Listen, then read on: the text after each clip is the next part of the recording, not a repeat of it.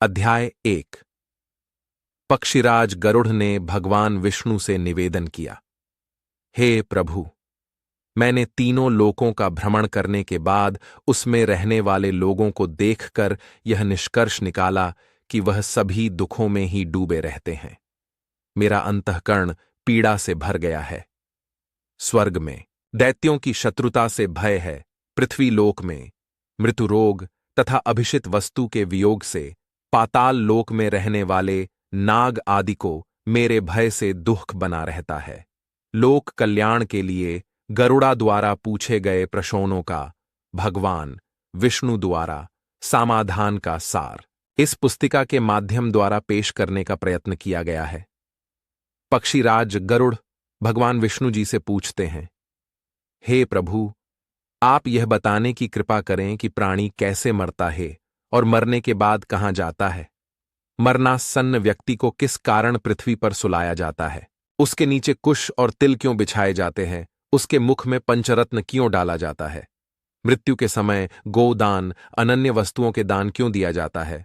उस समय प्राणी आतिवाहिक शरीर कैसे प्राप्त करता है। अग्नि देने वाले पुत्र पौत्र उसे कंधे पर क्यों ले जाते हैं। शव में घृत का लेप क्यों किया जाता है। शव के उत्तर दिशा में यमसूतक का पाठ क्यों किया जाता है।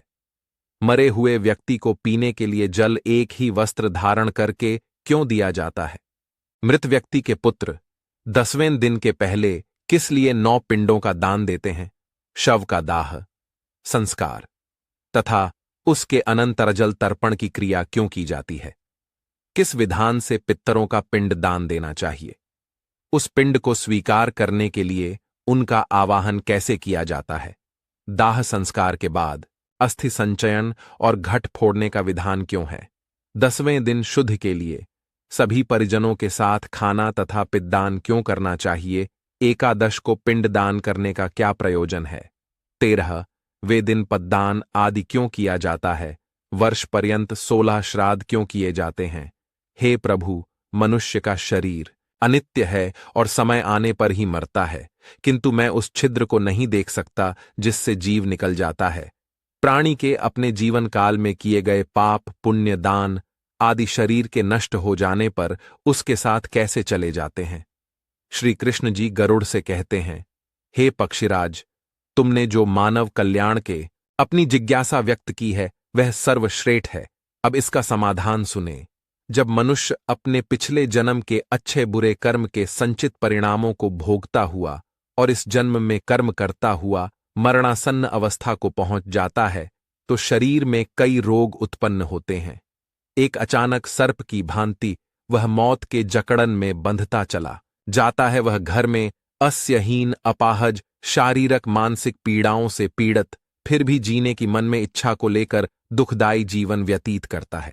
जब मरणासन्न व्यक्ति की इंद्रियों का समूह व्याकुल हो जाता है, चेतन शरीर जड़ीभूत हो जाता है, तब अंतिम क्षणों में एक अलौकिक चेतना आती है जिसमें सभी लोग एक जैसे दिखते हैं।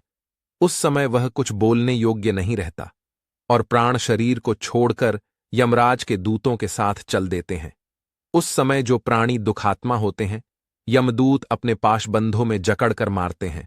जो अच्छे कर्मी होते हैं उन्हें स्वर्ग के पार्षद सुखपूर्वक अपने लोक को ले जाते हैं भीमकाया।